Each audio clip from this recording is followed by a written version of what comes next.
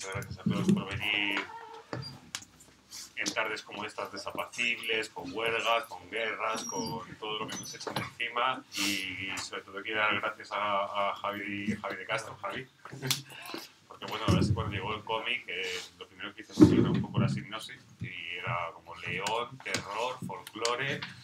Y entonces lo primero que pensé fue, esto hay que presentarlo, lo segundo que pensé, esto lo tiene que presentar Tomás Hijo. No, pero yo creo que si pensamos en eso... Si lo metes Tomás, en Google esas palabras, ¿no? Es lo único que aparece. Metes terror, Castilla y León y aparece Tomás. Javi, bienvenido. Tomás, gracias por acompañarnos. Y bueno, pues vamos a pasar un ratito agradable. Y gracias a vosotros por acompañarnos una vez más. Gracias, Rafa, tío. Bueno, ¿Se habla con esto? ¿qué pasa? Hay que... Yo creo ¿Micrófono que sin micro? No sé Sí, si... porque parece que no, pero luego... Venga. Luego, parece que no, pero luego sí. Pero luego sí. Parece que no, pero luego pasan cosas. Bueno, pues nada. La cuestión que nos reúne aquí hoy es homenajear y presentar y dar todo el reconocimiento posible a Javi, que tengo que decir que es a un tipo que sigo desde hace muchísimo tiempo y es un poco insultante decir muchísimo tiempo cuando estamos hablando de un tipo que tiene 32 años, 31 años, ¿no?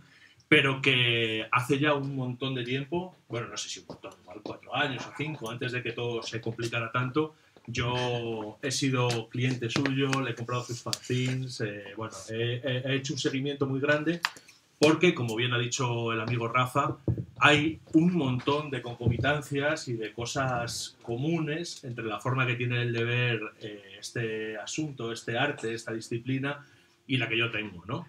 Y de hecho ahora nos hemos estado tomando una cañita ahí en el Jockey y es muy fácil de repente juntarse con alguien como Javi y empezar a tratar un montón de temas porque a todos a los dos nos interesa lo mismo. De hecho, tengo que empezar haciendo una pequeña confesión. Cuando vi que Javi había hecho Villanueva y vi la portada en Amazon y leí alguna reseña y vi más o menos de qué iba la cosa, no me pareció bien. No me pareció bien, me sentó de hecho un poquito mal porque de repente encontrarme folk horror, antruejos, hombres de musgo, mascaradas de invierno en un cómic me dio la impresión de que me estaba levantando un poco el tema mío, ¿no? O sea, pero bueno, y este tío, ¿no? Pese a que yo le tenía cariño, ya habíamos tratado, yo le había comprado cosas. Hasta ese momento, hasta ese momento había buen rollo y dije, bueno, esto no puede ser, ¿no? O sea, hubo un pequeño choque ahí jodido, ¿no? Yo, de hecho, se lo estaba comentando a él antes en un bar, este es un género que me es muy querido. Y, por supuesto, todo el rollo de Castilla y León, pues imaginaos, ¿no? Y sobre todo de León es algo que me interesa muchísimo. Yo incluso he hecho un corto que no se puede encontrar, no lo busquéis, que es sobre el monstruo del lago de Sanabria, el mojaruelo, ¿no? Tratando un poco esas mismas claves que utiliza él. Y cuando vi incluso la cubierta, ahora hablaremos un poco de ella, la cosa es que me socavó todavía más los cimientos y dije, bueno, este tío me está comiendo el pan, ¿no? O sea, Javi de Castro, ¿no? Pero bueno, lo cierto es que cuando abrí el libro y lo empecé a leer, me di cuenta de que había una cosa maravillosa, que era que alguien estaba abordando esos temas que a mí tanto me fascinaban, pero en otro territorio completamente distinto.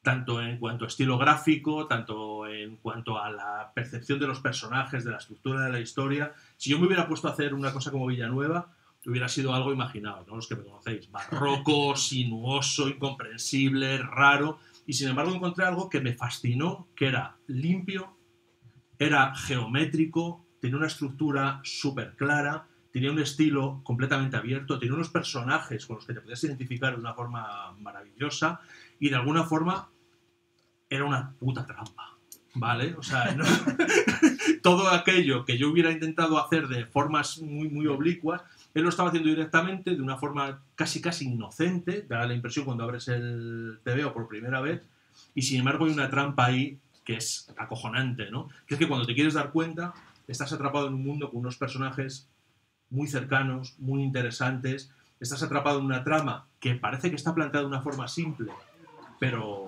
para nada. Hay un montón de trucos, de recursos narrativos maravillosos que espero que nos expliques dentro de un rato. Y al final hay un maestro de la narrativa, de la gráfica, de un montón de cosas que está haciendo el trabajo de una forma muy distinta a lo que yo lo haría, ¿no? Entonces, bueno, me parece que es un acierto Villanueva, me parece que es un cómic maravilloso y me parece que, bueno, que estar aquí contigo ahora pudiendo charlar un rato, joder, pues ya está, ya vámonos. Venga, Rafa, no hace falta más. Bueno, en cualquier caso, bueno, ya sabéis, me imagino que los que estáis aquí conocéis más o menos el perfil de Javi, yo tengo que glosarlo ligeramente, pero yo lo conozco desde hace tiempo. Como digo, es un tipo que empezó de una forma autogestionaria, digamos, ¿no? O sea, que yo creo que eso es muy interesante, ¿no? Podemos empezar, si quieres, a lo mejor por esa pregunta. Yo, como sabéis, hasta hace muy poco tiempo he sido profe de Bellas Artes y una de las cosas que a mí me llegan constantemente de parte de mis exalumnos y tal es ¿qué tengo que hacer para ser ilustrador, para ser dibujante de cómics? Creo que es una pregunta que tú nunca habrías hecho, ¿no? Hombre, no, sí, claro que la hacía yo. ¿Tú la hacías? Hombre, No creo. Yo estaba diciendo, ¿y ahora qué hago? Pero es verdad que enseguida empecé a autoeditarme fanzine, porque es, o sea, yo tenía además, yo tengo el perfil de ser ilustrador y dibujante de cómics, que tú también, y por ejemplo, yo cuando estudié ilustración no era de los pocos, ¿no? Que la gente se enfoca más en la ilustración. Pero el cómic me gustaba mucho, entonces como tenía la cosa esa de hacer cómic y querer hacer, pues empecé a hacer páginas y colaboraba con otros fanzines, yo donde veía, que no conocía a nadie. Y luego empecé a autoeditarme los míos propios. Entonces ya a partir de ahí sí que vas haciendo mano, haciendo además mucho trabajo, sabiendo muchas partes del proceso, porque al autoeditarte aprendes un montón de cosas. Y sí que tenía como esas ganas. Y con la ilustración también me pasó un poco parecido, pero es verdad que sí que es normal que estar un poco perdido, pero sí que yo tenía un poco la iniciativa esa de ponerme a hacer cosas y ir tirando, ¿no? A ver a dónde me llevan. Bueno, pero que es una maravilla, o una maravilla que debería ser muy, muy clara y muy inmediata para todo el mundo, que para aprender a hacer, el mejor camino es hacer, ¿no? Sí, eso sí, eso. Pero bueno, yo no sé si lo tenía tan claro en aquel momento, pero sí que me puse a hacer cosas. Y de hecho una de las razones por las que me autoeditaba y sacaba fanzines es porque hacer cosas por hacerlas no me motivaba. Entonces yo necesitaba que la gente lo llegara a leer, lo llegara a ver. Tú necesitas acabar. O sea, necesitaba que la gente lo llegase a ver, aunque fueran 4 personas, lo llegasen a ver. Yo tengo en el bolso, por ahí atrás, pensaba haberlo puesto encima de la mesa, pero se me ha olvidado. Lo voy a hacer. Algo. A ver. Es que tengo aquí una cosa que es una maravilla. Bueno, fanzine, ¿lo podemos llamar fanzine? Sí, es un fanzine. Se lo compré a Javi hace ¿cuántos años? No, ¿4 o 5? Sí, 4 o 5. Bueno, a mí hay una cosa aquí que me enternece. A ver si lo encuentro, perdonad. Bueno, si quieres cuento un poco. Sí, cuéntame. Esto fue un fanzine porque yo hice, de hecho, la cosa está en Inktober, ¿no? De que era hacer un dibujo cada día de octubre. Y entonces, lo guay de hacer esto es ponerte una temática porque si no es muy difícil hacer un dibujo al día. Entonces yo elegí mitología leonesa porque no la conocía mucho y quise investigar un poco porque conocía al topo de la catedral y 4 cosas más. Y investigando saqué un montón de cosas y decidí hacer esto y al final, como salió bastante, pues hice un fanzine y lo autoedité. Bueno, yo esto lo vi en Twitter y como podéis imaginar fue como lanzarme como un buitre, ¿no? Hostia, un tío con este estilo maravilloso haciendo mitología leonesa. Se notan algunas ilustraciones, por ejemplo en esta, se nota la influencia del, yo creo que un maestro en común que tenemos, que es Mike Mignola, el creador de Hellboy, nuestro héroe común. Pero a lo que voy es que hay un tema aquí que es maravilloso, que es una edición limitada. Bueno, o sea, el hecho de hacer ediciones limitadas, yo también las hago, es un signo de modestia maravilloso, ¿no? Es una edición limitada de 50 ejemplares. Eso lo aprendí con el ¿sabéis tiempo. lo que va a valer esto dentro de unos años? ¿Qué número te tocó? El 12, ¿o no? A ver. 38, bueno. No. Bueno, da igual, a esto le voy a sacar yo pasta en el futuro. No, pero esto se debe a que, claro, este no es mi primer fanzine, yo hice un montón. Entonces, claro. Aprendes que con 50 ya te va bien vender. Sí, sí. Que claro, yo al principio pues hacía tiradas de 100, 200, 300 y claro, tienes que comerte muchos eventos y muchos sitios para poder sacarlos. Y ya llega un punto que haces muy pocos y dices, mira, hago 50, los vendo todos por internet en una semana Y me olvido. y me olvido. Claro. Y esa, claro, ya, eso ya es cuando, mucho más adelante. Pero hay un perfil que tú tienes que a mí me interesa mucho y que yo reconozco en otras personas, ¿no? que de nuestro mundillo, que es el del tío que pica, o la tía que pica piedra, ¿no? O sea, de yo me voy a hacer una edición, pero voy a buscar la numeración ideal, voy a ver cómo lo vendo. Sí. O sea, fijaos, esto es un tema súper importante y que si hay aquí alguna persona, que no sé si es tu caso o el de alguno más, que estos temas le interesan desde el punto de vista de ponerse a hacerlos, es interesantísimo, ¿no? Porque, o sea, tú cuéntame, ¿no? Cuando tú tienes una idea, es una idea loca, una idea que va por ahí brillando y después la tienes que colocar, la tienes que encapsular, la tienes que hacer funcionar en el mundo real, ¿no? ¿Cómo te organizas tú en ese sentido? Porque yo lo hago mucho y a mí me sigue costando mucho. Bueno, si es una idea muy loca, demasiado loca, igual la descarto. Claro, bien. Pero sí, en este caso, por ejemplo, no era ninguna locura sacar 50 ejemplares. No. Y me parecía que sí podían vender y así fue, vendieron rápido. Y bueno, iba con una que aquí te falta, venía Sí, la tengo en casa. una portada grabada por un colega, Ricardo Escobar, directamente grabada y se la encargué. Colega común. Y bueno, no sé. Y luego también intentar hacerlo atractivo, ¿no? Para el público y, no sé, encontrar con los webcomics, por ejemplo, que es más difícil de mover y tal, ahí sí que di mucha caña de hacer portadas y enseñar continuamente cosas relativas a eso para poder llegar al público, si no. Pero es interesante el que tú de repente te metas en formatos tan distintos como puede ser esto, que es un libro tradicional de cromo y texto, a de repente hacer webcomics, ¿no? Que a mí eso me flipó. Sí, ¿Qué diferencias has encontrado? ¿Qué desafíos o qué alicientes? Pues no sé, o sea, me gusta mucho experimentar con el propio medio y si hago webcomic también era un poco para, o sea, fue un proyecto que era para darme a conocer fuera de España, era una cosa que yo tenía muchas expectativas con ello, ¿no? Digamos, ¿no? Sí. Entonces había puesto ahí toda la carne en el asador, también estaba en un momento de bajón que no me apetecía hacer cómic y de repente hacer eso me motivó un montón y se me ha ido el hilo. Sí, ¿qué alicientes o qué desafíos o qué diferencias has encontrado, sí. ¿no? Claro, y con el webcomic la diferencia más clara es que yo en mi caso, mi idea de hacer webcomic era, vale, yo no leo ningún webcomic en general, salvo las tiras que la gente publica en Instagram o humor, ¿no? Pero webcomic, entrar a meterte a leer algo, yo no. Yeah. Y de hecho, que conozco a gente, o sea, conocido hace poco, te contaba antes que estuve en la escuela de arte, pues los chavales sí que están muy metidos en el leen webcomic, webtoon y tal, y estoy muy desconectado. Entonces, ahí y yo de repente me meto a hacer algo que no conozco y digo, vale, ¿qué haría yo para leerlo yo? O sea, ¿qué hace un pureta? Joder, un pureta de 31 años. ¡Qué ofensivo, tío! Claro, pero webcomic a mí ya me adelantó así a mi webcomic. Entonces, claro, yo... A mí no, yo tengo muy fresquito eso.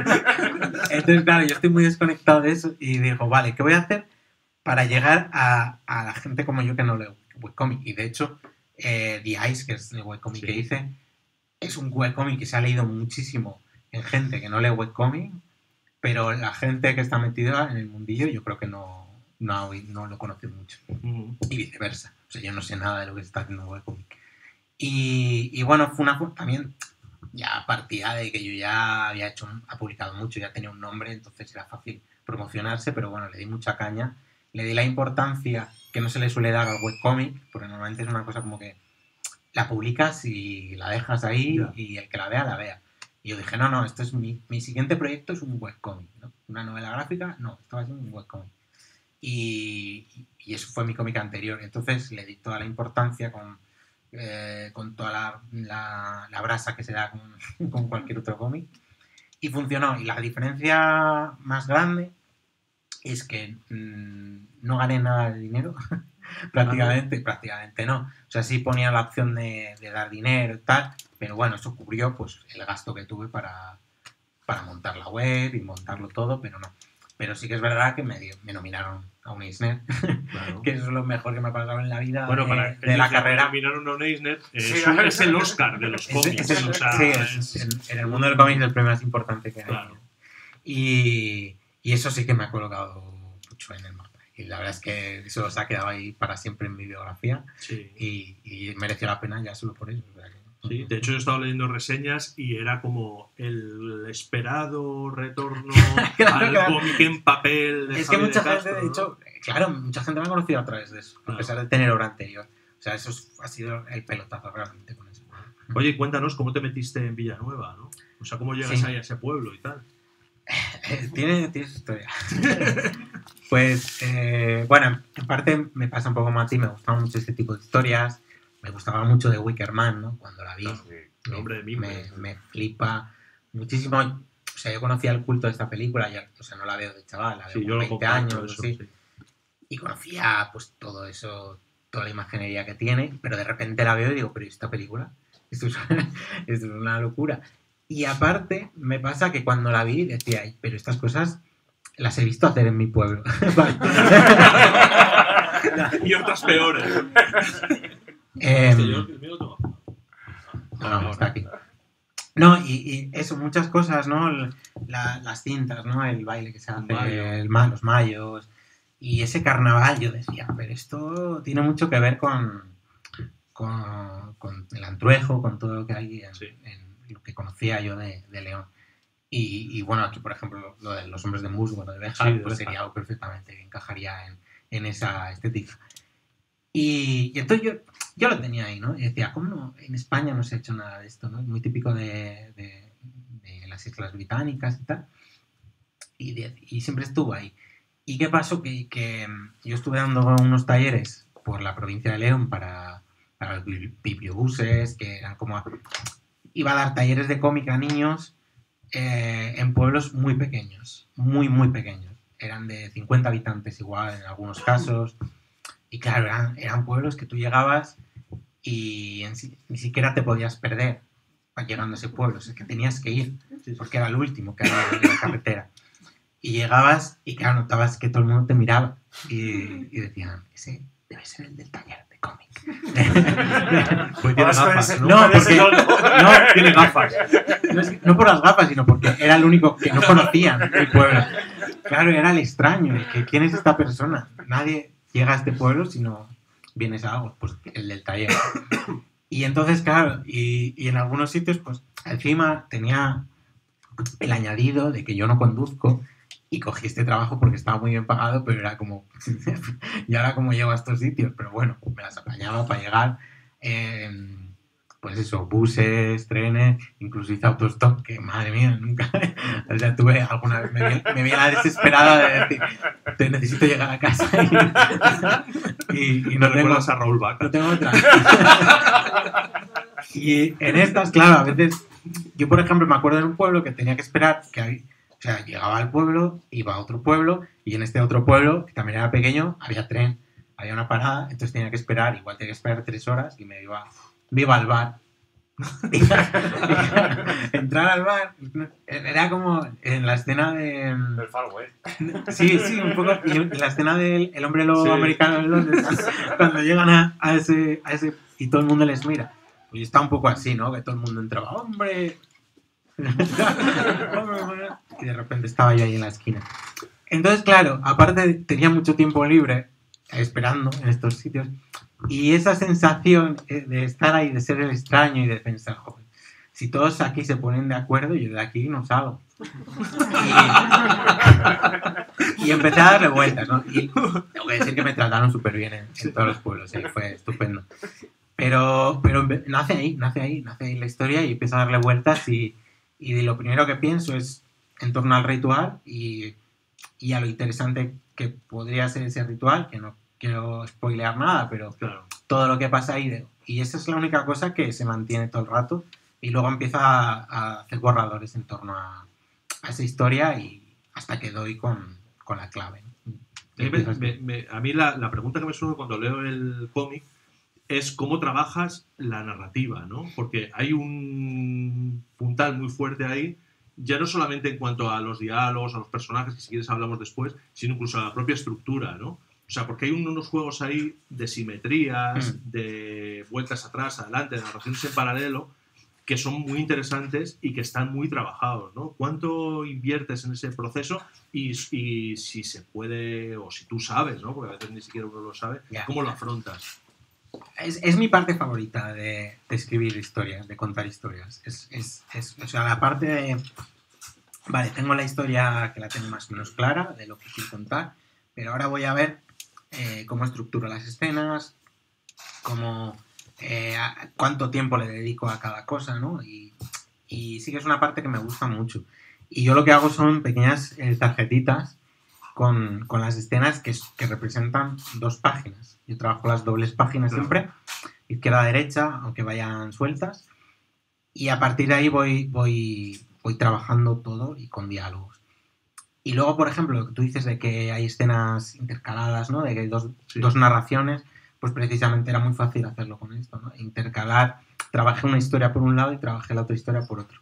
Y luego fue intercalándolas que luego es un proceso que una vez me pongo a dibujar, también muta, ¿no? O sea, en ese momento también puedo cambiar una escena en determinado momento y decir, voy a hacerlo de otra manera y luego también me gusta mucho contar con la editorial, con un editor real, no con un publicador, ¿no? Que se dice. Sí. Con una persona que está encima, y con Astiberri lo tuve, esta Lucía, que era una de las editoras, que fue la que editó este libro, y pues yo confío mucho y además soy muy seguro para decir, oye, esto, si no, cualquier cosa, dime lo que sea. Y entonces, pues, opinan y yo sí que tengo muy en cuenta esas cosas, ¿no? Y otros lectores, que tengo ahí primeros lectores, y poco a poco, pues, vas sacando la historia, puliéndola, digamos. Bueno, hay cosas, hablaba de las simetrías, ¿no? Cuando estábamos hablando del guión, pero bueno, si os fijáis en la cubierta del libro, hay un montón de juegos aquí, dentro de la aparente sencillez de la portada, donde, bueno, sobre simetría, sobre geometría, hay un montón de cosas ahí que indican que aquí este señor se pasa un ratazo grande antes de coger el lápiz. Pero es muy divertido. Claro. Yo ahí me identifico contigo porque a mí me pasa un poco lo mismo, ¿no? Entonces, hay 2 cosas que a mí me llaman mucho la atención, ¿no? Tú utilizas mucho la simetría como un recurso gráfico, pero también como un recurso narrativo, ¿no? Porque no sé si habéis leído el libro, no voy a hacer spoilers, como tú dices, pero hay como son las historias de 2 mujeres que cada una recibe una especie como de presión o de opresión, mejor dicho, en su mundo, y cada una sale de él en una dirección distinta hasta que se encuentran, ¿no? Aunque se encuentran en un punto raro que tampoco es el punto intermedio. Entonces, todas estas cosas, ¿cómo las preparas? ¿Cómo las diseñas? ¿Qué importancia les das? Porque yo creo que hay una forma de hacer esto que es artificiosa y que canta, y una forma natural e interesante que es como lo haces tú, ¿no? Pues no sabría responderte. Pero sin embargo tú tienes un hilo de Twitter. Sí, o sea, que no me puedes responder porque igual es una pregunta un poco así rebuscada. No, pero a ver, sí que... Y me gusta mucho el diseño también, entonces a la hora de diseñar las páginas también lo tengo muy en cuenta. A la hora de... claro, cuando trabajas en una obra así grande, digamos, o que lo pones todo, al final te gusta que esté todo medido, ¿no? O sea, en mi caso, eso se nota mucho, por lo menos. Entonces me gusta mucho de aquí a aquí... sí que, pues eso es lo que tú dices, ¿no? De momentos de simetría de un personaje con el otro, de las historias van un poco también en paralelo, ¿no? De lo que le pasa a una, de lo que pasa a la otra, hasta que se dan cuenta, a través de la historia de la otra, ¿no? Al final se dan cuenta de todas esas cosas. Y claro, lo que dice la portada, ¿no? La portada, por ejemplo, es como lo más importante, ¿no? De cuando haces un cómic y tal, que al principio tenía otra idea, ¿no? De hacer portada, pero luego dije, no, voy a hacer un grabado, que es como lo más folk horror cliché, ¿no? Vamos a cogerlo a tope. Y sí, claro, al final es un retablo que representa la vida, la muerte, que es lo que tiene que ver con el cómic, y luego cosas que van surgiendo casi sin darte cuenta y que las vas absorbiendo y no te das... O sea, yo, por ejemplo, cuando diseño la portada y el título de Villanueva, también dependo de la diseñadora gráfica, en este caso de Elisa, se me ha ido el nombre, de Alba. Entonces yo hago un diseño de portada más o menos y le digo, bueno, aquí hay que poner el título y tal. Y entonces me pasa una tipografía con la V en mayúscula y el resto en minúscula, y esa tipografía no me convence. Y le digo, esa tipografía no me convence, vamos a probar con otra, pero además vamos a probar que la A también sea mayúscula o que sea capital, porque además así queda simétrica la portada. Y además me di cuenta de una cosa, de que la V y la A son dos triángulos, y una punta para arriba y otra punta para abajo. Y toda la historia y toda la portada también, pues tenéis esto que es el ramo leones, por cierto, no sé, aquí no se conoce esto, ¿no? En Salamanca. Ramo leones, pues, me extrañaría, pero esto, por ejemplo, es de... No, hay algunos pueblos que sí que se hacen los ramos y tal. Sí. Sí. Esto es un ramo leones que es de Navidad, o sea, no tiene nada que ver con... Al final he hecho una mezcla muy loca. Y tenía ese triángulo para arriba y ese triángulo para abajo también, ¿no? De que hablaban de la vida y de la muerte. Y al final, todos esos símbolos, pues a veces también surgen, pues esa V y esa A, de repente, no lo tenía previsto y encajaba, ¿no? Y era como, estaba ahí todo el rato. Sí, bueno, a mí me parece que cuando uno se mete con estos temas siempre está jugando con los arquetipos, Sí, claro. con cuestiones simbólicas, y te da un poco de carretera hasta donde quieras llegar, ¿no? Que es lo mismo que me pasa a mí con los tarots, que sabe Dios dónde puedes acabar si te metes en esa obsesión.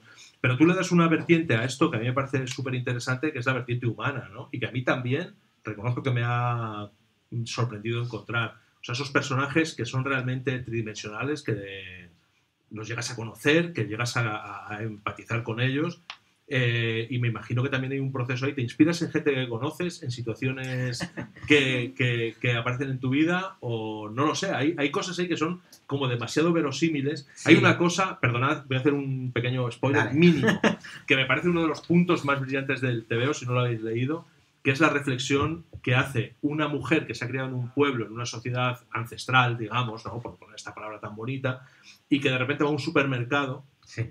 y eso me parece brillante, ¿no? Y de repente dice, yo vi que en los envases de carne de cerdo había pintado un cerdo, en los envases de carne de ternera había pintado una ternera, y sin embargo de repente fui a otra sección y había pintado dos gatos y perros, ¿no? Y dice, joder, ¿cómo en gato? No, esto es otro código, esto es comida para gatos y para perros. Pero es que en otra sección había duendes, había tigres, ¿no? Y cómo esto se interpreta, me parece una cosa brillante. Sí. Me pregunto si eso se basa en experiencias tuyas reales. Sí, yo viví en un pueblo 20 años y nunca vi un supermercado. No. Era todo envuelto en papel, en periódico. No, pero sí que es, claro, es una reflexión que al final también va un poco de lo que se encuentran estos personajes que llegan al pueblo, que se encuentran con unas tradiciones y unas cosas que no entienden, y unas cosas que les asustan, ¿no? Como ella se había asustado. Bueno, hay cosas que un son poco. de asustarse. Bueno, obviamente. Pero claro, porque somos de ciudad. Claro. Y hay cosas que no, claro, lo que dice, bueno, y ahí a partir de eso le explica, dices que esto no son, no me acuerdo cómo es la frase, ¿no? Pero le dice, no son cosas raras, son nuevas para ti. Eso, sí. Exacto. Entonces, tiene un poco que ver con eso. Pero, y respecto a toda la obra, sí que, sí, a ver, claro, yo cuando empiezo a escribir cualquier historia, ya hace tiempo, sobre todo con el webcomic, ¿no? Cuando escribí esas cinco pequeñas historias, me di cuenta que mejoraban mucho, me parecían más interesantes cuando de repente empezaba a hablar de temas que me interesaban hablar. O sea, más allá de contar una historia, de decir algo, por así resumirlo. Entonces sí que hablan de esto, de relaciones, ¿no? De que sí que precisamente viví una de cerca, una relación, o sea, no yo, pero la vi de cerca, ¿no? El tema este de relaciones tóxicas, y me di cuenta que, por ejemplo, esta persona había perdido sus amistades, ¿no? Y entonces me di cuenta de lo importante que es la amistad en estos casos, ¿no? De una persona que... de hablar con amigos, ¿no? Y a veces... no porque directamente tú vayas a exponer tus problemas, porque directamente no ves tus problemas, uno mismo, sino que cuando los ves en otro, o cuando tienes una conversación y hablas de muchos temas, de repente dices, ostras, esto que me pasa a mí igual no es muy normal. Y entonces me di cuenta de eso y quería hablar al final un poco de ese tipo de historias. Bueno, de hecho yo creo que es un poco la clave, ¿no? Porque la amistad es, sí, bueno, es de la hecho, redención y la salvación. ¿no? El libro está dedicado a mis amigas, o sea, porque me parecía que era lo más... Y háblanos un poco del título, ¿no? Para que vea esta gente lo loco que estás. Y todo este rollo de simetría. Bueno, ni siquiera hemos dicho de qué va la historia. Ah, no. Va de una pareja que va a un pueblo. Sí, adelante. Va de una pareja joven que va a un pueblo y que tienen problemas económicos, que encima están esperando un bebé. Y se da la opción esto, que supongo que aquí en Salamanca lo habéis visto, en pueblos, que dan pues, su alojamiento, dan algún tipo de ayuda para que repoblar los pueblos. En este caso, pues te dan una vivienda a todo a cambio de que pues eso, traigas gente, sangre nueva y eches una mano. Y entonces cuando llegan al pueblo, pues ven que empiezan a pasar cosas raras y empiezan a complicarse la cosa y que nada es gratis, ¿no? Y hablando y el título de Villanueva, a ver, hay muchas capas. Para empezar, por eso digo lo sí de que la locura, ¿no? era un título que estaba desde el principio. Era un poco complicado porque era un título un poco extraño. Pero era porque era el nombre más común, el topónimo más común de pueblos en España en general. Villanueva de no sé qué. Creo que no hay Villanuevas a secas, no sé si habrá alguno, pero normalmente son Villanueva de tal. Y era el topónimo más común, entonces era como una forma de universalizar el pueblo, que dentro de la obra nunca se menciona cómo se llama el pueblo, o sea, no tiene nombre, Villanueva es el título del libro. Era una forma también de no buscarme líos. Eso te iba a decir, ¿no? Que había precaución. Nadie se va a ofender. Luego también tiene mucho que ver con lo que pasa en el pueblo, con lo que hablo de la vida y la muerte, claro. La vida y la muerte y esta Villanueva. Y la sangre nueva que acabas de decir. Y la sangre nueva. Y aparte el término villano viene de villa, ¿no? De la gente de las villas, villanos. Y el cómic también está centrado en un personaje, más que en los dos que acabo de comentar, en un personaje que pertenece a este pueblo. Simplificando mucho a los villanos, representa a los villanos. Esto viene un poco de ahí. Sí, señor. A mí me gusta mucho esto porque yo normalmente me paso de frenada, ¿no? Cojo un cómic o un libro, lo que sea, y hago una sobreinterpretación. Pero en tu caso me he quedado corto, ¿no? O sea, había como detectado 2 o 3 de esas capas, pero hay otras más que ni siquiera había visto, y eso de villano me llega al corazón. Bueno, me gustaría preguntarte otra cosa, que es, tú has trabajado con guionistas, has trabajado haciendo tus propios guiones, creo que por lo que estamos hablando, concluyo que te gusta más ocuparte del proceso entero, ¿no? Sí, pero sí. ¿cuál es la experiencia que tienes al respecto, no? Pues es buena también. Colaboré con Josep Busquets claro. Muy al principio, casi mi primer cómic profesional que yo hago. Y fue una experiencia guay, ¿no? Porque al final te despreocupas mucho de la parte narrativa, confías en el guionista y te limitas a dibujar en la parte más narrativa también, porque siempre me gusta meter mano ahí. Y luego el otro caso también fue el de María Hernández Martí, pero que fue diferente también, fue una experiencia guay, porque en realidad partía de textos literarios, eran relatos que estaban... Y la adaptación lo hiciste y tú, la adaptación la hice yo, entonces era otra cosa, y fue muy guay también, fue un trabajo muy chulo, porque claro, encima eran capítulos cortos, que cada uno era de su padre y de su madre, entonces es lo que hice, ¿no? con el cómic, entonces cada 3-4 páginas cambiaba de planteamiento, de colores, de forma de narrar, y era una cosa muy chula. Y luego está pues la parte de hacer mis propias historias, que también ha sido muy diferente porque mi cómic, aparte de The Eyes, que eran relatos cortos, luego antes Larson, que era una historia real, entonces también era un trabajo de adaptación. Entonces siempre he hecho cosas muy diferentes y siempre me lo he pasado muy bien. Bueno, pues has hablado del color, de un montón de decisiones que hay que tomar ahí, y antes de que dejaros un espacio para que le preguntéis lo que os apetezca. Quiero terminar con una pregunta que no sé si compartiréis todos los demás, pero que es sobre todo para mí, ¿no? Es la parte egoísta de la presentación, que es que nos hables un poco de la técnica y de cómo está hecho eso, ¿no? Porque yo como compañero tuyo me pregunto, ¿trabajas en analógico? ¿Trabajas directamente en digital? ¿Cómo organizas el trabajo? ¿Qué programas utilizas? ¿Cómo enfocas todo eso? Bueno, por partir de 0,0, y lo que comentaba antes de cuando escribo el guión, yo no escribo el guión como haría un guionista, sino que lo que hago son fichas con las escenas. ¿Es como un storyboard? Sí, hago un storyboard y a la vez voy escribiendo los diálogos. Y más o menos pues sé lo que pasa porque está en mi cabeza todo. Y a partir de ahí pues ya empiezo a dibujar las páginas, que siempre trabajo ahora. Desde hace ya un tiempo trabajo digital todo. Y ahí ya me meto en digital, trabajo las dobles páginas siempre juntas. Yo empecé haciéndolo con este cómic, porque como hay muchas dobles páginas, pues dije, no voy a complicarme. Y al final resultó muy productivo, porque como hacía 2 páginas a la vez, a veces decía, ¿cuántas páginas he hecho hoy? 1, pero no, he hecho 2. Te daba subidón. Claro, o hacía 2 y decía, no, he hecho 4. Entonces, lo recomiendo, ¿eh? Sí, te lo recomiendo, ¿eh? Hombre. Hacer de 2 en 2. Qué bonito es ver las cosas así. Claro. Y hacía, pues eso, así que yo, por ejemplo, hago todas las fases muy de golpe, ¿no? Hago todo el lápiz entre comillas, ¿no? Todo el digital abocetado, luego todo el entintado. Todo el tirón. Todo el tirón, si no voy página a página. Y puede ser un poco aburrido, pero como entras en calor con el entintado, pues ya venga, todo seguido. Entonces yo por lo menos creo que voy más rápido.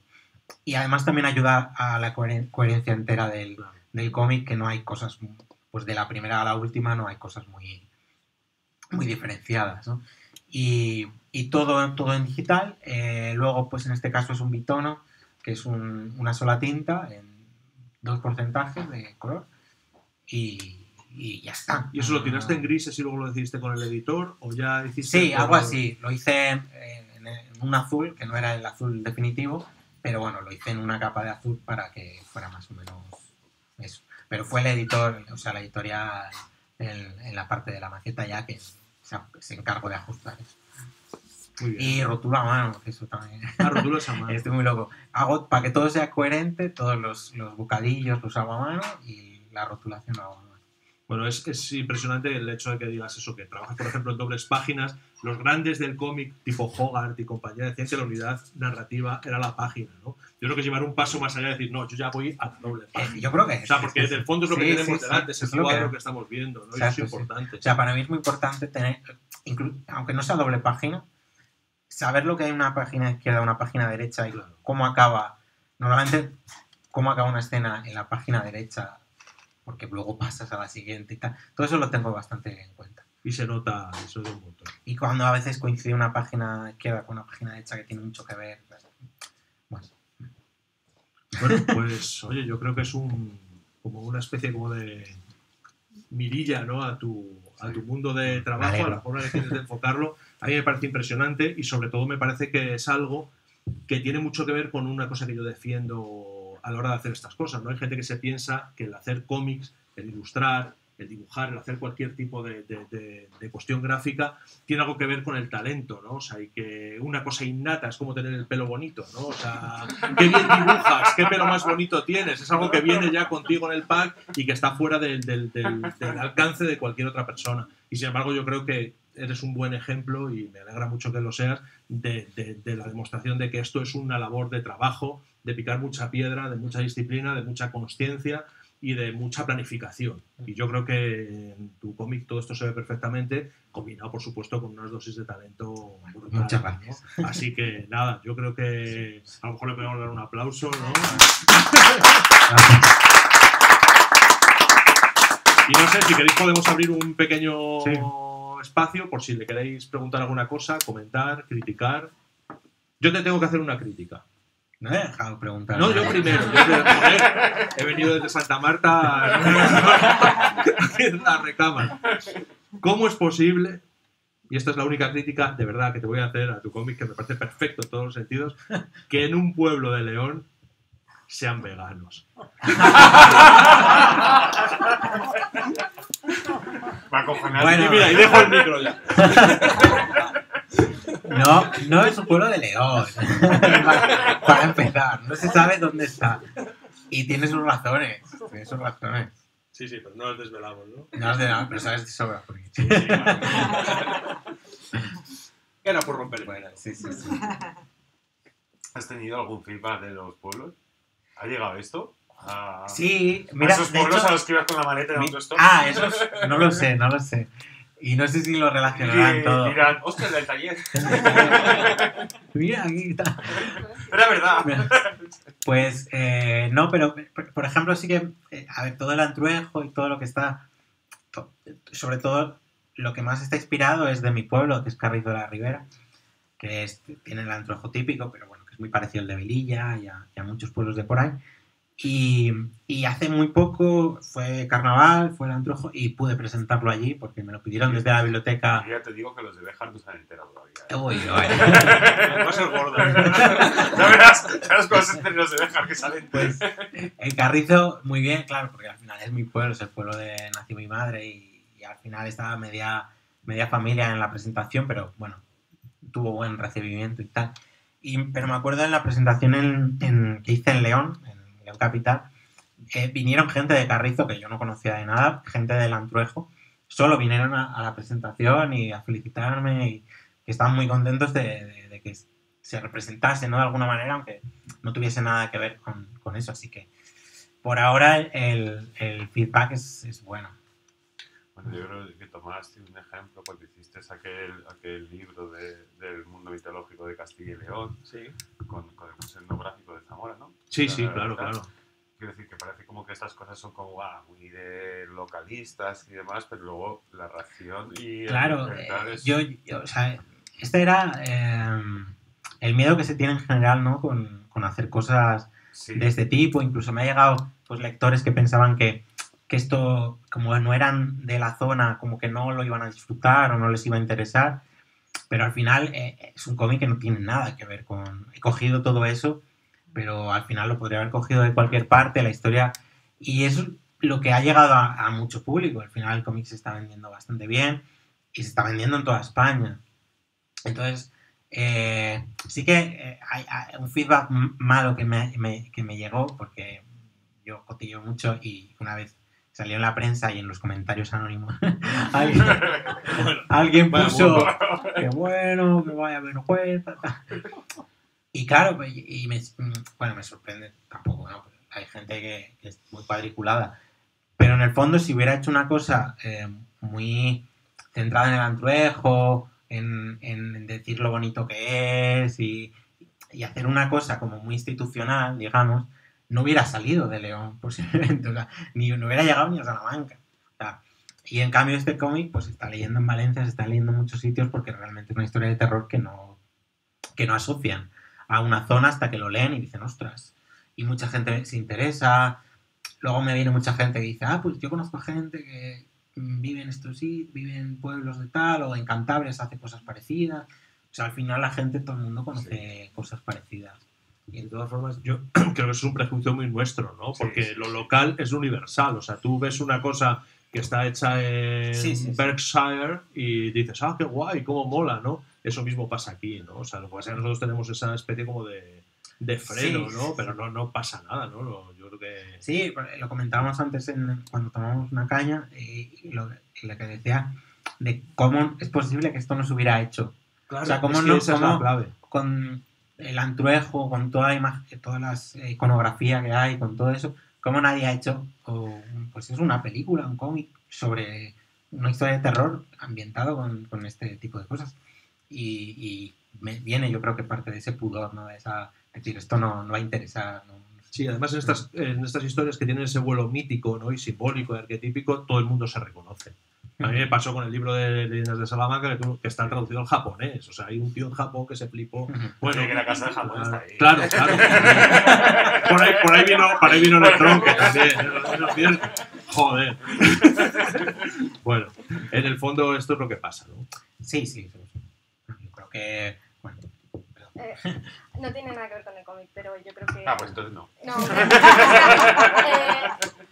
cuando tú empiezas un proyecto, siempre va a haber una frustración de que no te está saliendo lo que quieres. ¿Cómo la llevas? O sea, ¿cómo consigues sacar eso adelante? Porque es algo que se siente mal. O sea, se siente mal y se siente que no voy a terminarlo, no. Entonces yo quiero saber Ya. cómo... Qué buena pregunta. Ya. Es complicado. Estoy dibujando cómic. No. No, pero la frustración de ver a tus compañeros ahí haciendo cosas así. Bueno, es complicado. Yo empiezo muchos proyectos que a veces no llegan a ningún puerto, ¿eh? Y tengo muchas historias que yo me doy cuenta cuando una historia va bien y funciona cuando yo 30 páginas hechas. Digo, uy, aquí me he metido a tope con esto. Por ejemplo, con Villanueva sí que lo que decía, ¿no? Cuando estaba con estos pueblos y de repente surge esta historia, yo partía con una historia que mi idea era hacer una cosa muy pequeñita y era una historia muy tópica, ¿no? O sea, era una cosa muy clásica, muy de ir de sitio donde mueren los personajes, luego, además, estaba muy obsesionado yo en ese momento con Psicosis y quería imitar la estructura de Psicosis y tal, y decía, bueno, y ahora llegan estos y llega la policía y tal. Hay un resto Pero ahí, ¿eh? puede ser que haya algo. Pero no me convencía. Y yo decía, pero esto no va a ningún lado, tal, y me entró esa frustración, ¿no? De la que tú hablas. Y yo decía, esto no va a nada. Y entonces, de repente, apareció la idea de darle completamente la vuelta y no hablar de estos personajes que llegan a este pueblo y pasan cosas raras, sino hablar de una persona que pertenece a este pueblo y quiere salir de él. Y de repente fue un enfoque que dije, ostras, esto sí. Y borré todo el borrador que tenía porque había empezado a hacer mis tarjetitas y llevaba como 30 páginas ya de cómic, no dibujado, pero abocetado ya. Y dije, esto no va a ningún lado. Y empecé de nuevo con este enfoque y de repente lo vi muy claro, tiré para adelante. Entonces, no sé, si cuando te frustras, mi opción igual no es la mejor consejo, pero es tíralo y empieza con otro enfoque completamente diferente, que además resulta muy fresco para uno mismo, ¿no? Porque de repente dices, ostras, no lo había planteado de esta manera y es darle una vuelta de tuerca a todo y de repente para mí me motiva mucho. No sé si Pero soluciona nada. no hay un momento en el que dices, voy a hacer el mejor cómic del mundo. Bueno, después sí. dices, bueno, lo voy a petar. Después dices, hostia, creo que voy a hacer una cosa que esté Exacto. guay. Y luego dices, voy a ver si lo termino. Exacto. Esa es un poco mi experiencia, ¿no? No, es el proceso natural de cualquier cómic. Sí que es verdad, esto, pues empiezas y dices, bueno, esto va, al final paguen, esto va a ser lo mejor que he hecho en mi vida. Y luego vas llegando al final y esa frustración yo lo he tenido con todos los cómics que he hecho, es verdad. Cuando llegas al final y sobre todo cuando lo acaba, bueno, como digo, como hago fases, yo lo dibujo entero. Y entonces lo dejo abocetado y entonces ya lo puedo leer. Entonces lo leo y digo, vaya mierda. Y digo, con este también, pero me pasó con Larson. Yo me acuerdo de decirle a mi editora, es el peor cómic que he hecho jamás, el peor cómic que se ha hecho nunca. es horroroso. No puedo seguir. Y me dijo además un consejo, que igual esto sí que va bien, que igual no todo el mundo se lo puede permitir, pero me dijo, tómate un mes de descanso. Ciérralo, olvídate de él. Cógete otra cosa, ponte a leer, no hagas nada, un mes. Y luego volvemos a hablar. Dentro de un mes volvemos a hablar. Y al mes volví con ganas de mejorar. Y vi los errores, vi dónde fallaba, vi dónde todo eso que me había parecido una mierda, ahora veía por qué. Y con esto también me pasa, ¿no? Momentos que dices, ¿por qué aquí voy tan acelerado? ¿Por qué pasa esto tan de repente? ¿Por qué tal? Y todo eso lo pules. Todo ese momento lo pulo porque además como no lo he entintado y me puedo permitir repetir páginas, añadir páginas, de repente digo, voy a añadir un poco de tensión aquí para agarrar un poco al lector. Y todo eso lo pules con, pues eso, un mes o unas semanas de desconectar completamente de la obra porque cuando estás tan metido en algo, estás cegado, ya no sabes lo que ves. Y las redes sociales, ¿cómo las llevas? Porque eso también es fastidiado. Mira. Mi publicación tiene más likes que la Sí. otra, esto les gusta más, a lo mejor no debería hacer esto. Eso se pasa con la edad. ¿Cuántos años tiene? Oh, macho, es que nací viejo yo. No, pero es verdad, es que el otro día en la escuela de arte, que estuve hablando con chavales que tienen 17, 18 años, les pasaba eso. ¿No ¿Qué? me viste? ¿A dónde? En Ávila, estuve en Ávila. Ah, vale. Es que digo, como estuvieses aquí. No, estuve en una escuela de arte en Ávila con chavales. Y claro, las redes sociales es una cosa que le preocupa, que a mí me ha preocupado. Y el algoritmo, y hago algo y no llega, y tal. Yo ahora mismo me da igual. Yo digo, mira, publico algo y al que le llegue, y ya está, porque no puedo estar esclavizado con eso. Esto, que al final son muy inteligentes las redes sociales y están para eso.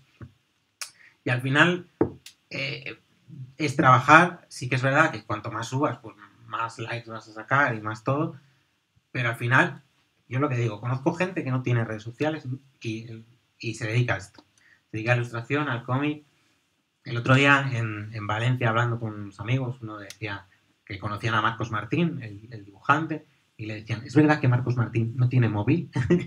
Decían, sí, no tiene nada.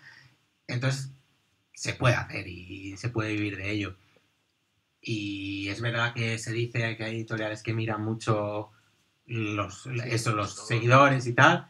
Pues mira, esas editoriales probablemente no merezcan mucho la pena.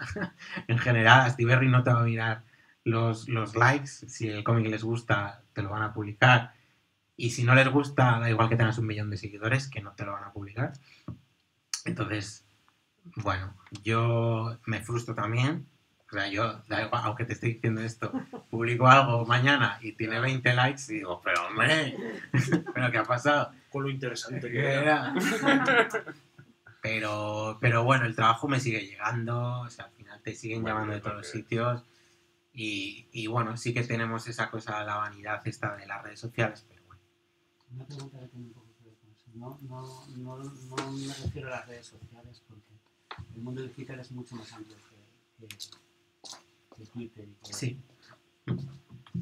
El otro día hace unas semanas, estuvo sentado Isaac en la misma silla que ¿Cómo nos la gastamos en esta librería?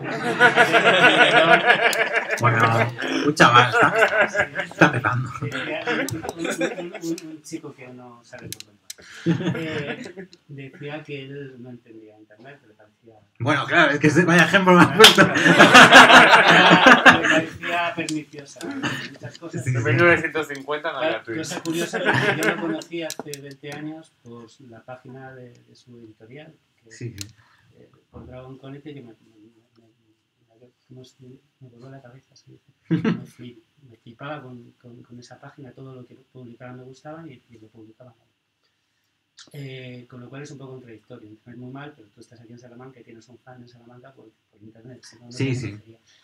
En vuestro caso, estáis hablando de temas muy locales, tanto Tomás como vosotros, de un folclore que tiene que ver mucho con un pueblo de Salamanca, un pueblo de León, etcétera, etcétera, etcétera. Y sin embargo, habéis conseguido salir de esa frontera. ¿Creéis que si no existiera la digitalización de vuestro comillas, negocio, de vuestro arte, tendríais que haber renunciado a eso y a lo mejor hablar de cosas más generales? Sí.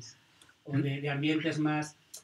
Voy a dibujar sobre Nueva York porque si no nos hago de aquí y justo es la digitalización lo que os ha permitido. Pues no lo sé, porque yo ya he vivido con la digitalización, ¿no? Porque como soy muy joven,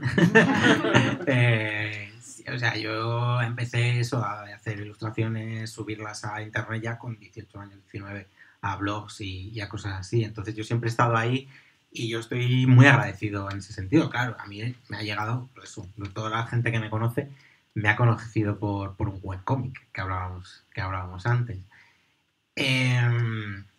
Pero yo siempre he tenido la cosa de que soy de León, ¿no? Entonces eso siempre lo he visto, o lo había visto como un pequeño hándicap, porque todos los dibujantes que yo conocía, todos los ilustradores, si no vivían en Barcelona, Valencia, Madrid, los 5 puntos cardinales, ¿no? de España. Y yo decía, jo, macho, es que de León voy a tener que mudar, voy a tener que tal.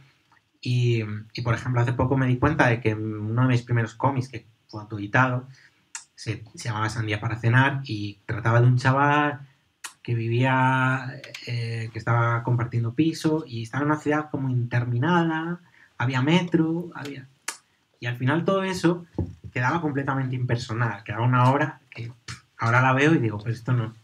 Y desde hace un tiempo sí que tomé la decisión pensada de decir, vale, este hándicap que veo yo aquí con que soy el único que es de León y hace cómic, voy a convertirlo en una virtud. Soy el único que está haciendo cómic en León y tengo un montón de temas y un montón de folclore, un montón de experiencias que no se tienen en otros lados y que puedo tratar desde primera persona.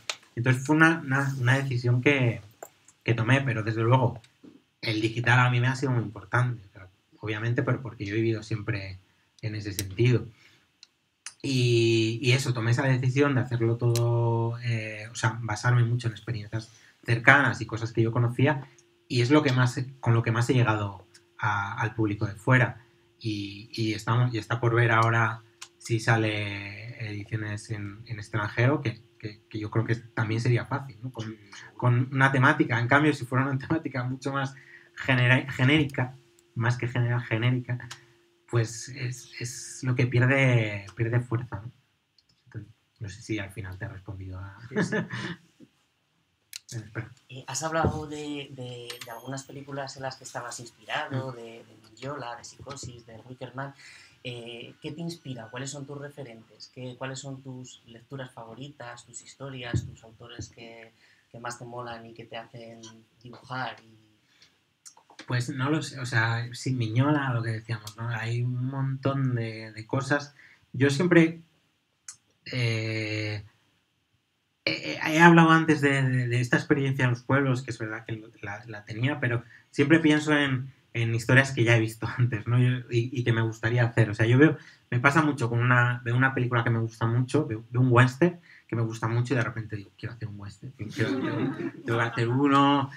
Y me viene un poco de ahí todo. Y hasta que al final surge una historia, ¿no? Que de repente te atrapa. Y luego también, cuando empiezo a hacer una historia, intento recabar todo lo que pueda, ¿no? De lo que se ha hecho antes, de lo que pueda inspirarme o que tiene que ver, ¿no? En este caso, vi muchísimas películas del género, que además, como es un subgénero que no hay tanto, pues me lo pude ver casi todo. Y hay muy pocas películas buenas también del género. Os comento, ¿no? Wickerman, está Midsommar, está unas 3 o 4 más, y luego hay mucha morralla. Y luego, por ejemplo, un cómic que tuve muy, muy en mente y que me volví a releer fue Agujero Negro de Charles Vance, que es un cómic que no tiene nada que ver, pero que tiene esa atmósfera, ese mal rollo, y incluso yo creo que le fusila alguna estructura de viñetas. Y sí, me lo volví a releer, y era un cómic que me gustó mucho. Intenté rebuscar también cosas que se han hecho parecidas, porque no, o sea, yo creo que es el cómic de folk horror más consciente que se ha hecho hasta la fecha, no más autoconsciente de que es folk horror, pero se han hecho cosas antes, ¿no? El Murderabilia de Álvaro Ortiz tiene algo que ver, tiene ahí unos carnavales europeos. Encontré uno de Max, el Carnaval de los Ciervos, que también hay un carnaval con máscaras de ciervos. Entonces, siempre hay alguna cosilla que intenté rebuscar. Pues casi me lo has respondido. Pues nada, ya está. Muchas gracias. No me iba a acercar al cómic a leerlo porque me había visto hace nada Midsommar y sin desvelar nada. Como era temática parecida, siempre me gusta variar, o sea, no solo tirar a cosas que he visto recientemente. Pero bueno, tenía yo encima la mezcla, me lo leí. Me gustó mucho, quizá por lo que no se parece a Midsommar, y entre otras cosas era por la estructura del personaje. Y casualmente me estaba recordando mucho a Agujero Negro, y también la estructura con la viñeta. Y te quería preguntar, digo, joder, me ha encantado el cómic porque no era lo que esperaba, sino que era una historia un poco distinta. y tenía inquietud si la había leído Fernando y si le habías inspirado a mí. Y ya había leído. Pues, qué satisfacción, ¿no? No, Que antes de preguntar ya he dicho, a nosotros nos ha lo pasado, sabía. ha pasado igual en Lo la sabía. librería, porque el otro día hablando de este cómic hemos dicho, joder, a mí me recuerda a Agujero Negro de Charles Pues Band. mira, Si que- se ha hablado aquí, entonces ha sido como, bueno, está bien que no vamos tan mal. Mira. Sí, sí. Y luego otra cosa, hablando del webcomic. Yo soy una de las personas que lo ve como un poco a distancia, quiero decir. Es una cosa que está bien, pero donde esté el cómic en papel, Ujú. parece que es como mucho mejor. Pero luego me doy cuenta de que algunos de los cómics, de los webcomics que he leído últimamente, me han gustado mucho y luego han salido en papel. Ujú. En el caso de Martín, que hablábamos antes, el hombre, no sé si tiene a medias una editorial o es parte de la editorial de Panel Syndicate, que son webcomics que muchos de ellos se publican luego en papel y la verdad es que son maravillosos. Ujú. O sea, da más libertad al autor el hecho de decir, vale, voy a soltarlo en un formato que no me exige tanto la editorial, sino que tengo yo más el control creativo. Y puede que salga mejor las cosas. Mira, en el caso de Panel Syndicate, si funciona así, efectivamente, lo sacan y luego pues llegan a acuerdos con editoriales, en este caso en España con Astiberri, el caso de David López, ¿no? Y no sé, en Estados Unidos no sé si lo saca Dark Horse o... Bueno, no sé, da igual. En mi caso editorial, yo tenía libertad creativa total.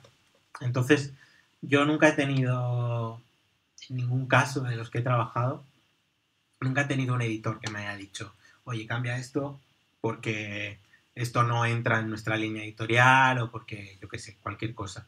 Si me han pedido cambios, se justifican normalmente. Y si tienen razón, pues tienen razón, ¿no? Y yo muchas veces digo, no, esto es así porque es así. Y todo se discute y vamos, yo nunca he tenido problemas. Entonces, yo no he experimentado diferencia alguna.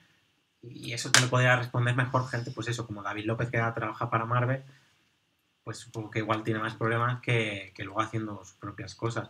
O en su caso, que trabaja con guionistas y luego ha trabajado él por su cuenta. Entonces, en mi caso yo siempre he estado muy, muy libre. Hablando de esto, la autocrítica, ¿cómo la llevas? Porque, claro, puedes tener muy poca autocrítica, puedes tener excesiva. Entonces, ¿tú buscas esa perfección o tú que te llene y ya? O sea, con que Es te que son llene. 17 años. Pero es que son las preguntas clave. Pero Yo me las sigo La haciendo. cosa me interesa. sí, yo creo que estoy en un punto ideal, yo, en mi caso. Porque sí que es verdad que creo que es buena la autocrítica y es bueno porque si no uno no avanza. Y eso lo compruebas con gente que conoces de cuando estudiabas y sigue dibujando igual, ¿no? O hace cosas igual.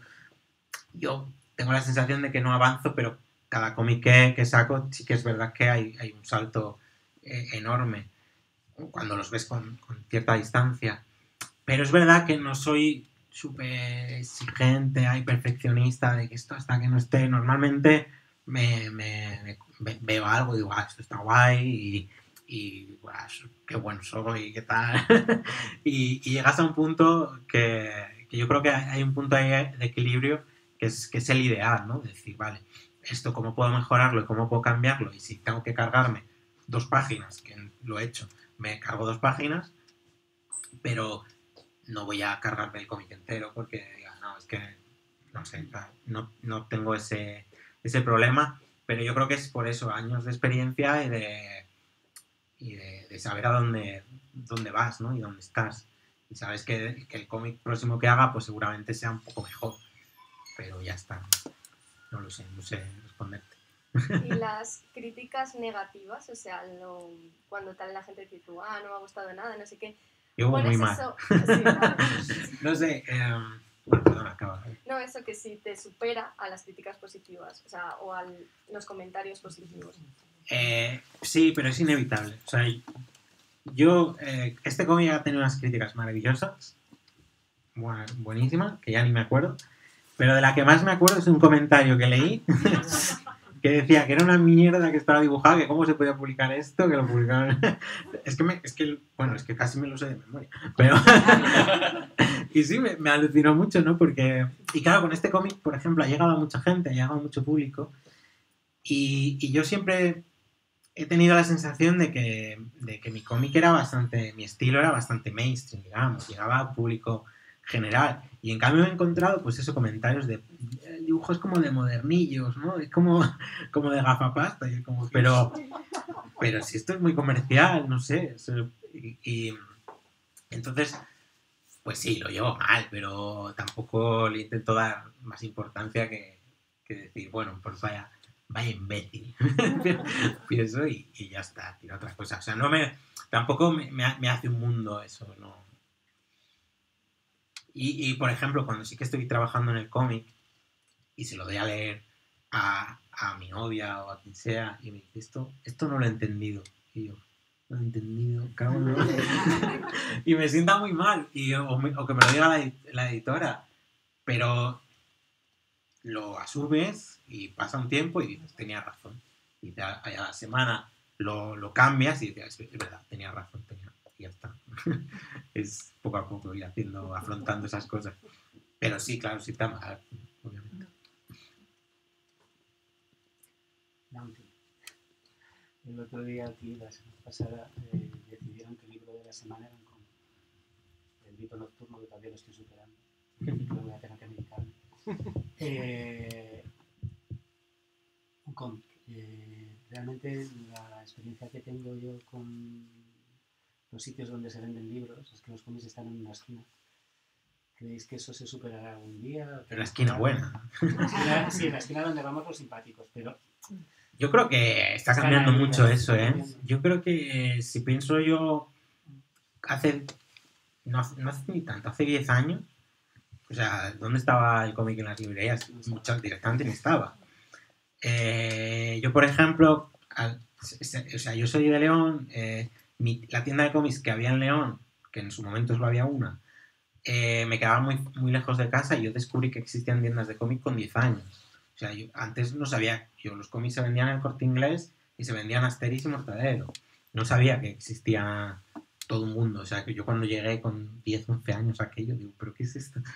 Y eso ha cambiado mucho ahora tienes secciones enormes en grandes superficies de cómic y librerías, aquí incluso librerías pequeñas que antes era impensable que tuviesen cómic, ahora tienen cómic. Ahora antes hablábamos, antes de la presentación del boom que hay ahora de manga tremendo entre los adolescentes, y vas a tiendas de o sea, librerías muy pequeñas y tienen manga porque es que lo venden muchísimo.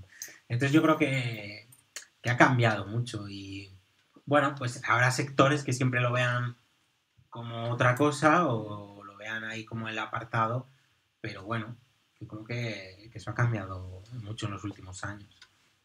¿No crees que se pueda revertir? Ahora se vende que se coma, que haya tiendas de cómics que tengan la tienda de cómics de León, que Electra, maravillosa, tiene una sección de libros pequeñita en una esquina. Entonces que se revierta en ese sentido, ¿quieres decir? No, que se revierta en el sentido de que se deje, porque al fin y al cabo si todos nos movemos por moda, se deja de vender manga, Norma deja de publicar manga, ya no tiene interés en los cómics. Yo creo que no creo que vaya para atrás, ¿eh? En todo caso es eso, cada vez va a haber más interés. Las dichosas adaptaciones que siempre están ahí, pero es que están ahí y cada vez se adaptan más cómics y menos cómics superhéroes, sino más cómics, más series de todo tipo. O sea, es que prácticamente ahora de cada 4 series, 2 están adaptando algún cómic, aunque la gente no lo sepa. Entonces... sí, yo creo que cada vez más normalizado. Yo creo que eso pues eso, los chavales que ahora están leyendo con manga, saco, dentro de unos años, que igual ya no les interesa tanto, pero ya tienen esa cosa, ¿no? De que el cómic es otra lectura más y no es ni mejor ni peor. Bueno, pues nada, que nos leer echan cómics todo el mundo. Y nada, muchas gracias, Javi. La verdad es que estas visitas hacen que esta ciudad sea un poquito más interesante de lo Muchas que gracias. ya es, por muchas razones, unas buenas y otras malas. Así que nada, ahora seguimos por ahí con una caña y nada. Que gracias a todos por venir. Sí, muchas gracias. Y sobre todo enhorabuena por el día.